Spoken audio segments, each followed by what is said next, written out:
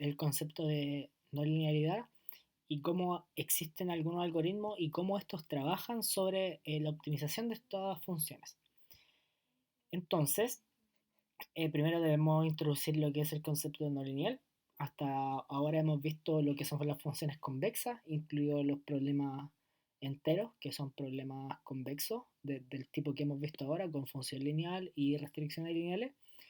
Y cuando ya se extiende este problema y nos encontramos trabajando con funciones que son no lineales, uno se topa muy a menudo con el término muy no lineal. Esto hace referencia a que es una curva entre comillas fea, por lo cual eventualmente uno tendría muchos puntos que serían candidatos a óptimos, tanto mínimos como máximos, y esto se conoce en general como óptimos locales, puesto que en una vecindad acotada, este punto va a ser un óptimo. Entonces sería como restringir el punto o el dominio y ahí vamos a encontrar óptimos. El tema que aparece ahora y es un problema grande es que uno no tiene el panorama completo, por lo cual no puede garantizar que el óptimo que uno ha encontrado es el mejor de los óptimos. Es decir, podemos ver en la siguiente figura en donde tenemos una función que es no lineal, que por suerte podemos visualizarla, ¿cierto? Una función en una dimensión nada más y podemos graficarla. Entonces, los puntos indicados aquí son todos óptimos locales, todos ellos.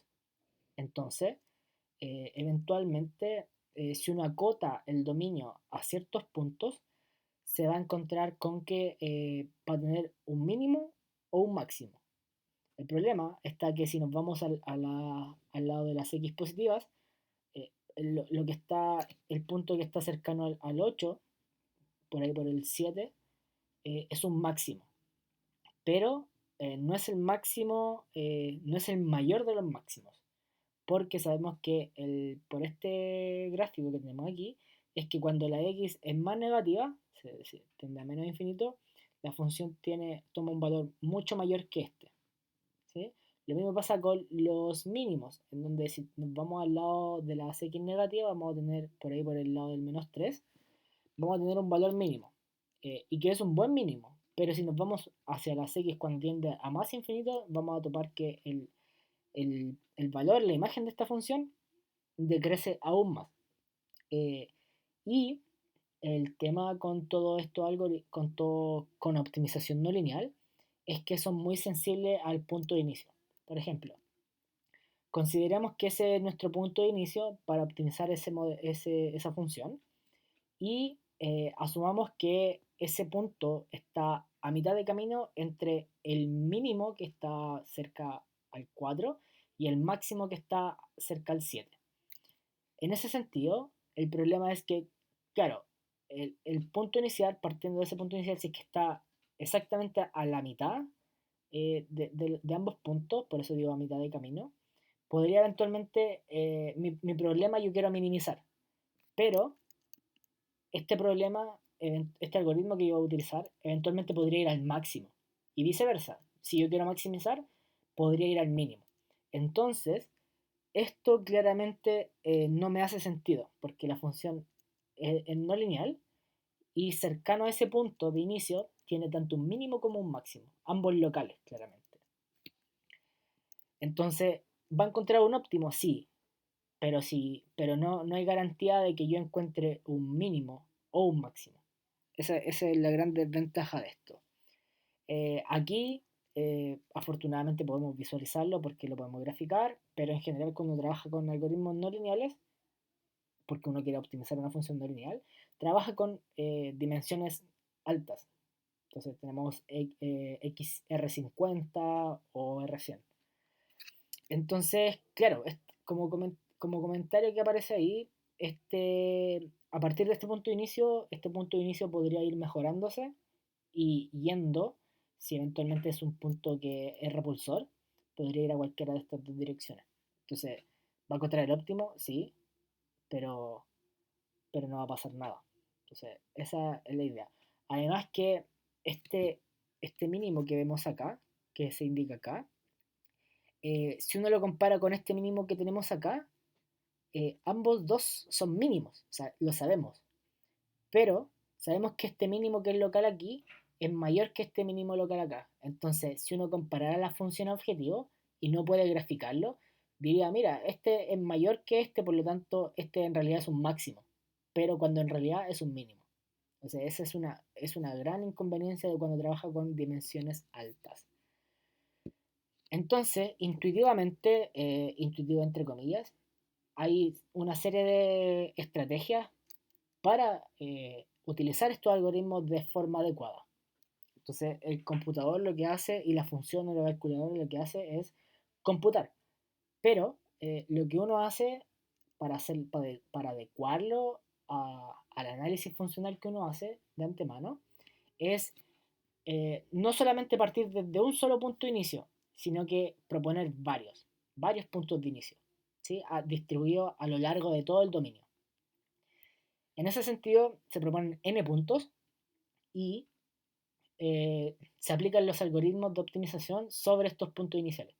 Y luego lo que se hace es comparar las funciones objetivos. Esto, entre comillas, o en otra forma y en otras palabras, sería conocido como hacer un algoritmo de fuerza bruta, ¿sí? Pero llegar desde el punto de inicio e iterar sobre ese punto de inicio, eso ya deja de ser fuerza bruta, puesto que estamos iterando y mejorando nuestros puntos iniciales. Entonces, ese sí que es una estrategia que es usualmente utilizada. Entonces, en nuestro caso, y en literatura en general, se estudian dos clases de problemas de optimización no lineal, aquellas que tienen restricciones y otras que no tienen restricciones. Nosotros nos vamos a enfocar en aquellos problemas sin restricciones, porque recuerden que podemos utilizar la función lagrangiana y eventualmente si la función no es muy no lineal, vamos a obtener la misma función, el mismo argumento o cercano. Entonces nosotros nos vamos a enfocar en estos problemas porque son más generales y nosotros tenemos esta herramienta que es el lagrangiano. Pero sí existen dos subclasificaciones para cualquiera de estos problemas. Los algoritmos en sí funcionan con derivadas y sin derivadas. Eso es lo que pasa acá. Entonces, cada uno representa ventajas y desventajas. Entonces, la ventaja de un algoritmo con derivadas es que utiliza información de la función. Entonces, eso implicaría que nuestro algoritmo como que tiene un mapa. Entonces, al tener un mapa, podría llegar más rápido a nuestro óptimo. Eh, Y mientras que la ventaja para los algoritmos sin derivada, primero es que no requieres calcular la derivada y cuando, cuando las funciones son muy no lineales, ese muy entre comillas porque es un término que es a la vez informal y formal, puesto que se utiliza siempre, en donde podemos hacer la analogía con la lámina anterior, en donde teníamos una función, claro, con un par de mínimos, un par de máximos, pero ¿qué pasa si ahora tengo 1000 mínimos y 2000 máximos? Y yo no lo puedo graficar. Entonces, esa función es muy no lineal. Eh, y funciona mejor que cuando uno utiliza derivadas, porque cuando se utiliza la derivada, primero, cuando la función es muy no lineal, se van a imaginar un camino de tierra, hay muchos baches, muchos agujeros, y calcular la derivada de esa función va a ser difícil, puesto que al ser tan no lineal, voy a tener que utilizar muchas reglas de derivadas, como la regla de cadena muchas veces, aplicar divisiones también. Entonces, calcular esa derivada es caro, es difícil. Y por otro lado, cuando lo que uno hace en cálculo de una variable es derivar igual a cero. Entonces, eso va a pasar muchas veces. Si tengo 1000 mínimos, va a pasar 1000 veces. Si tengo 2000 máximos, va a pasar 2000 veces. Y si todo se va a mezclar en una función, voy a tener 3000 derivadas igual a cero. Entonces, eso va a causar que nos vamos a quedar estancados en un óptimo local. ¿Sí? Por lo tanto, cuando uno trabaja sin derivadas, es mejor utilizar una función no lineal, es mejor utilizar un algoritmo sin derivadas. Entonces, esto es como una matriz o una tabla cruzada simétrica, en donde la desventaja de trabajar con algoritmos con derivadas es que se tiene que obtener la derivada, y cuando se trabaja con dimensión superior, dos o más, esa derivada se transforma en el jacobiano, como en el caso del Newton-Raphson. Y al revés de cómo sucede en las ventajas de los algoritmos sin derivadas, como les comenté, uno va a quedar estancado, entonces no va a avanzar, ¿sí? Va a quedar estancado en uno de estos mínimos o máximos locales que hemos caracterizado. Mientras que la desventaja principal de los algoritmos sin derivadas es que no hay garantía de convergencia. De hecho, cuando la función es muy no lineal, en ningún algoritmo hay, hay garantía de que converja a un óptimo. Se podría quedar a mitad de camino, porque como es tan difícil de resolver, a pesar de que uno le dé muchas iteraciones, eh, puede pasar dos situaciones. O el computador se va a quedar sin memoria RAM disponible, o bien eh, no va a ser suficiente iteraciones porque se va a quedar a mitad de camino. Eh, entonces, sin embargo, como el comentario inicial fue que la, estos algoritmos trabajan en general sin restricciones, pero eso sucede con la mayoría. Eh, Aún así, hay un algoritmo que no lo vamos a revisar en este curso, pero sí existe, que es una modificación del de Fletcher, en donde se aplica un algoritmo, pero que siempre va respetando las restricciones. ¿Ya? Entonces, en nuestro caso, vamos a ver dos algoritmos que pertenecen a los algoritmos con derivadas, que son el Newton-Raphson, bien conocido, y el método de descenso de gradiente, y el algoritmo Nelder-Mead, que pertenece a los algoritmos del tipo sin derivadas. Esos son los que vamos a revisar. Entonces, el algoritmo Newton-Raphson, recordar que eh, es la simplificación de orden 1 de la expansión de Taylor, en donde se considera solamente el polinomio o el sumando que está encerrado en nuestra cajita roja, y de cierta manera se propone el algoritmo iterativo, como vemos a la derecha, en donde recordar que si n es mayor o igual a 2, es decir, el grado de la función, o sea, ya tenemos dos dimensiones, x1, x2 o x y y, vamos a tener que trabajar con el jacobiano. Esta derivada es el jacobiano.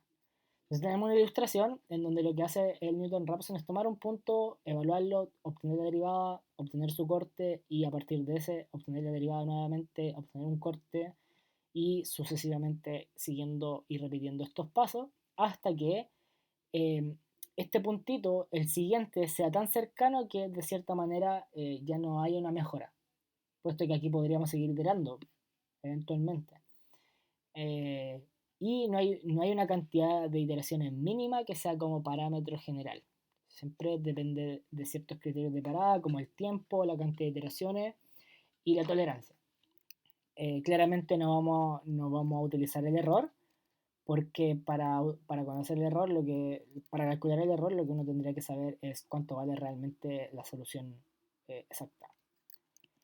Entonces, cuando uno utiliza el algoritmo Newton-Raphson para aplicar a un modelo de programación, en este caso cuadrático, puesto que tenemos exponente 2, pero parte de los no lineales, con dos restricciones, lo que uno hace es plantear la función lagrangiana, en donde los penalizadores no tienen signo asociado, dado que las restricciones son de igualdad, y no son necesarias las condiciones de KKT, pero sí las de Lagrange, que en realidad KKT es una generación de los multiplicadores de Lagrange.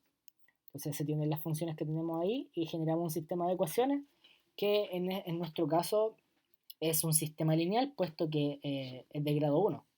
Entonces podemos conocer la solución exacta de ese problema, sin usar simplex ni nada. Eso sería, entre comillas, a mano, pero si usáramos el Newton-Raphson, lo que haríamos sería plantear el mismo lagrangiano, obtener la función, que es este vector f mayúscula, que corresponde a las derivadas. Cada componente de este vector es la derivada respecto de L respecto de cada una de las variables x, y, z, u1 y u2. Y lo que uno se tiene que considerar es calcular el jacobiano de esta función, que es tal como lo mencionamos ahí, como lo mostramos. De esa forma se plantea el algoritmo Newton-Raphson, en donde en muchos lados este xn más 1 menos este xn que aparece ahí abajo, aparece como un delta xn, pero representa lo mismo. Ahora, a mano derecha tenemos contadores o iteradores en nuestras variables y lo que uno hace ahí es reemplazar los números o nuestro vector inicial, que estamos asumiendo el vector 0 o el vector nulo, y calcula la primera iteración en donde tiene que invertir el lado izquierdo para calcular y hacer álgebra matricial y obtener una solución. Y fíjense que en la primera iteración de este algoritmo iterativo obtenemos la misma solución que corresponde a la exacta. Entonces, ¿podríamos seguir iterando? Sí, pero a priori no conocemos la solución exacta, porque si no, no tendría ningún beneficio haber desarrollado todos estos algoritmos. Por lo tanto, el error se transforma en esta tolerancia que hemos mencionado. Pero así se ocupa Newton-Raphson. Por otro lado, tenemos el segundo algoritmo que utiliza derivadas y que pertenece a la familia del descenso. Y este gradiente representa una dirección. Entonces, y además, este gradiente f lo que plantea es la dirección y este gamma n lo que hace es cuánto avanzar o cuánto mejorar. Es como dar un paso grande o un paso chico hacia el mínimo o el máximo local. Podemos verlo con una ilustración que es mucho mejor. Tenemos una función fácil, cuadrática, que podríamos usarlo con la ecuación de las raíces cuadráticas, o derivar simplemente igualar a cero, pero para ilustrar el tema tenemos lo siguiente. Tenemos un punto de inicio y sabemos que en ese punto la derivada es positiva. Entonces, como la derivada es positiva, eso me dice que si yo quiero encontrar un mínimo, el mínimo tiene que estar para el otro lado. Y es justamente lo que indica ese signo negativo en nuestro algoritmo y en nuestra fórmula. Entonces, además, este menos gradiente, si lo quieren ver de esa manera, lo que hace es plantear hacia dónde. Ahora el problema es cuánto. Ese cuánto está dado por este gamma, que era el tamaño del paso que les comentaba. Esa es la explicación de cómo funciona y cómo se plantea este algoritmo del descenso del gradiente.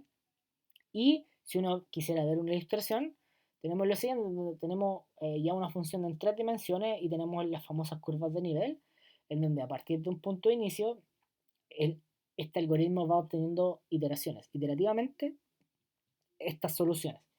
Y por eso se mueve, es como si bajara el cerro, porque estoy minimizando. O sea, baja un cerro que tiene una dificultad alta, entonces me voy moviendo, voy zigzagueando. Muchas veces se usa esa palabra como en el trekking.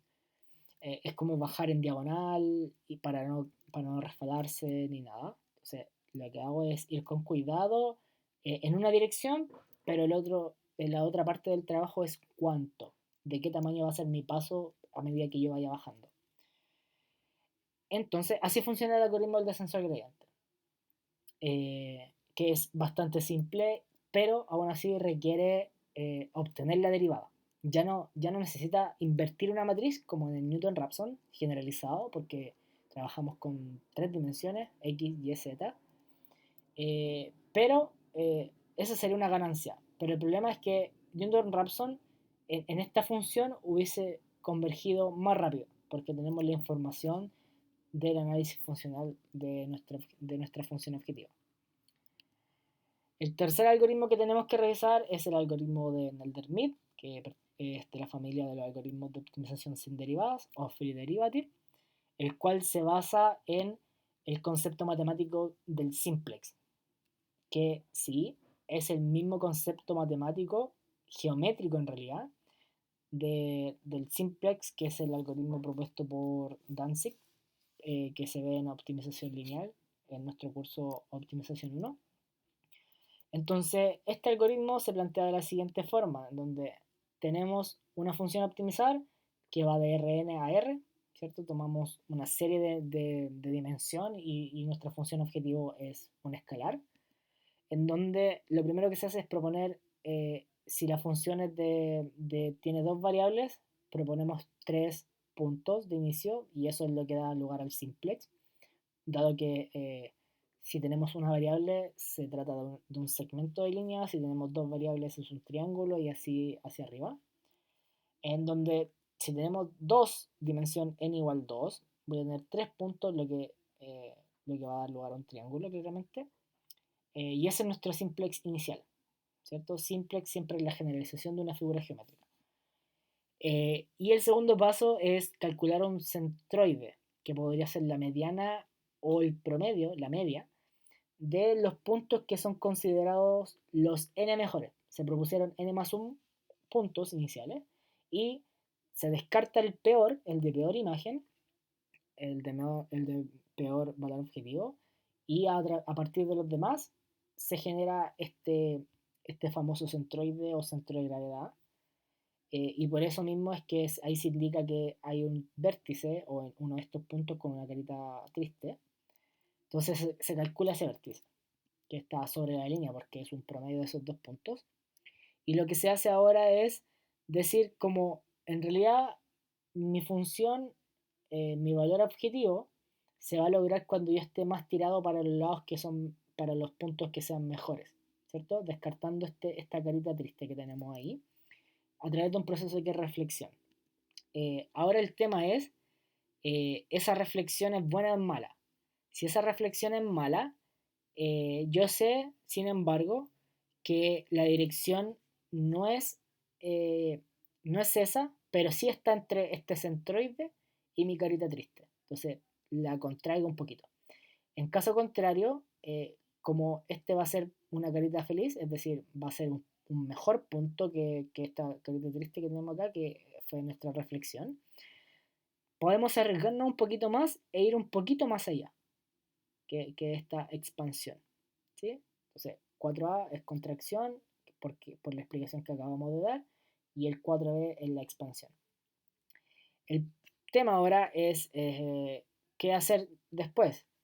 Cuando tenemos esto, que es nuestra expansión, lo que hacemos es, como esta expansión es, es un escenario mucho más optimista de lo que nosotros teníamos pensado, porque esta carita feliz, vale, tenemos esta carita feliz, pero arriesguémonos un poquito más y vamos más allá. Y sabemos que la superficie no va a ser tan, entre comillas, va a ser difícil, pero sabemos que este punto obtenido a través del 4B, que es la expansión, es mejor que los puntos iniciales. Por eso es un algoritmo iterativo. El paso 2 debería ser mejor que el paso 1, pero no siempre es así, pero puede ser. Entonces, como yo estoy más cerca de este punto que va más allá de mi carita feliz, lo que hago es estos vértices iniciales, que tenemos estas caritas amarillas que son como poker face, lo que se hace es decirle, mira, vete un poquito más para allá en la dirección que representa aquí. ¿Sí? Y esto se llama como contracción o regularización. Y el algoritmo claramente termina cuando se realizan muchas iteraciones, pero que estos tres puntitos o estos n más un puntito que hemos planteado inicialmente converjan al mismo valor o estén muy cercanos a ellos. ¿Sí? Y claramente el óptimo va a estar dado por el mejor de los puntos evaluados en la función, es decir, aquel punto que entregue el mejor valor objetivo. Si podemos ver una ilustración, a la mano izquierda podemos ver cómo avanza este algoritmo a través del simplex porque tenemos un problema de dos dimensiones.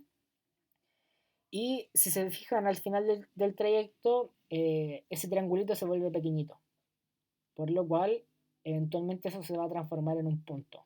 Va a tender a ser un punto. O ese triángulo va a tener un área chiquitita, casi cero. Entonces, ese punto es nuestro óptimo. Y a la mano derecha pueden ver ustedes el camino completo. Entonces, este algoritmo lo que hace es plantear el simplex, como vamos a ver ahora. Plantea el simplex, refleja, saca el centroide, contrae, se mueve para el otro lado, expande, contrae, etc. Y llega al otro lado, reflejando y contrayendo. El problema, el gran problema con estos algoritmos, esto como el Nelder-Mead, que en general puede ser parte de una heurística, pero no necesariamente optimal, es que tiene parámetros asociados, porque al momento de dar la explicación de este algoritmo, lo que se hizo fue decir, ok, vamos en la lámina anterior, vamos a considerar el centroide. Ok, el centroide es fácil porque es un promedio o la mediana de estos puntos. El tema está en que cuando hago la reflexión de acá, esta carita triste se va a ir en la dirección del centroide. Pero, ok, la dirección. Mismo problema con el descenso gradiente. Tengo la dirección, pero ¿cuánto me voy para allá? ¿Sí? ¿Cuánto me voy para allá? Lo mismo acá. Llegué a la reflexión de acá y encontré un puntito malo también. El problema ahora es, vale, contrae entre el centroide y nuestro nuevo puntito malo que era el reflejo. ¿Cuánto me voy hacia adentro? ¿Sí? Caso contrario, ¿cuánto me expando? ¿Cuánto me arriesgo? ¿Sí? Por otro lado, como ya conozco este lado, en el paso 5 lo que hago es decirle contrae estos puntos de acá, que son estas poker face. ¿Cuánto? Sé la dirección, pero no sé cuánto. ¿Cuánto me voy a arriesgar? Y esos son los conocidos hiperparámetros o parámetros a tunear, o en inglés es tuning parameters. Entonces, ese es un gran problema de estos algoritmos. No se sabe con certeza ni a priori, es decir, de antemano, qué números debo usar para poner a ejecutar nuestro algoritmo. Y esa es la intención exactamente de nuestra clase, dar a conocer que existen diversos algoritmos, pero que todos tienen una cierta interacción con el usuario, que somos nosotros. Entonces, en resumen, para concluir, hay muchos algoritmos, muchos, ¿sí? Y como les comentaba, los dos primeros que vimos, que era el Newton-Raphson y el descenso de gradiente, necesitan calcularse las derivadas, que eventualmente va a ser caro. Porque me puedo topar con quizá una tangente hiperbólica mezclado con un logaritmo de algo, con una trigonométrica y un producto entre medio, con un exponente, y calcular esa derivada va a ser imposible. Entonces, eso es lo que yo me refiero cuando digo es costoso, porque me va a costar. Y en cambio, podemos recurrir a estos algoritmos que son libres de derivadas, pero la desventaja es que tengo que elegir estos puntitos de expansión, como sé la dirección, pero no sé cuánto avanzar. Entonces, lo que podemos concluir y lo que aparece como consejo ahí es que en realidad no existe el mejor algoritmo y siempre va a depender del tipo de problema que vamos a tener que enfrentar y resolver. No existe un algoritmo universal en optimización no lineal. En optimización lineal, que es convexa, es bonito, sí, está el simplex, el branch and bound, el branch and price, el branch and cut, y desigualdades válidas incluso. Pero en optimización no lineal esto no sucede. Entonces, podemos ilustrarlo con otra figura aún más, para que quede claro el concepto de esta clase, el objetivo, en donde podemos considerar que, por ejemplo, ese puntito que está marcado ahí es un punto silla, por lo cual, desde un punto de vista va a ser un máximo. Imagínense, están subiendo la cordillera de los Andes o el Himalaya, y por un punto van a llegar a una zona de descanso. Los que suben se encuentran con un máximo. Los que bajan del Everest, del Himalaya, de lo que sea, de un cerro, se van a encontrar con esta zona de descanso, pero para ellos va a ser un mínimo, porque vienen desde arriba. Los que vamos subiendo venimos desde abajo. Entonces, al mismo tiempo es un mínimo y un máximo. Esa es una analogía un poco infantil. Entonces, existen ciertas formas de mejorar. eh, por ejemplo, lo que vamos a ilustrar es mejorar el algoritmo del gradiente. Porque, fíjense, vamos a considerar ese punto inicial. Y vamos a considerar la primera parte, que es el algoritmo original del descenso del gradiente. Si aplicamos el algoritmo del descenso del gradiente con ese punto inicial número 1, vamos a llegar a ese punto número 2 que está ilustrado en la figura. Y si hacemos otra iteración, vamos a llegar a ese punto número 3, que es un mínimo, ¿cierto? Bueno, un mínimo y un máximo dado esto de que los que suben el cerro y bajan el cerro. Pero llegué a un mínimo. ¿Qué pasa si mi objetivo es minimizar? Si nos moviéramos un poquito de C3, sabemos que un poquito más allá de C3, ahí nos vamos por un tobogán hacia abajo y llegamos a un mínimo mucho, mucho mejor.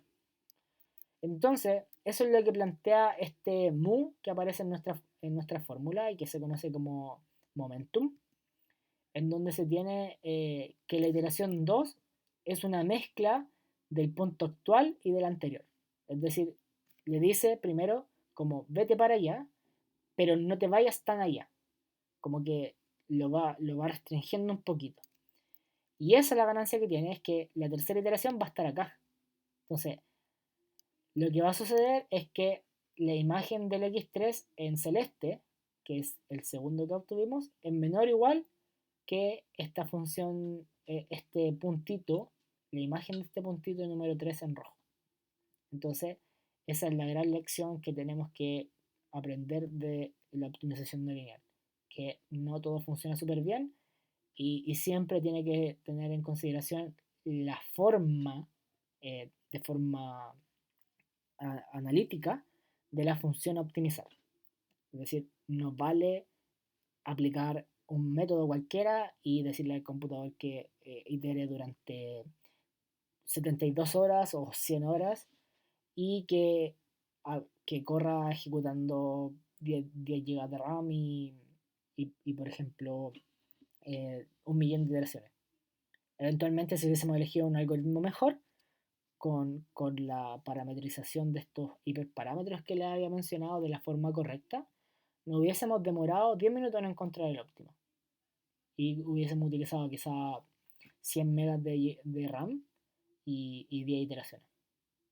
¿Sí? Esa es la gran lección de esta clase.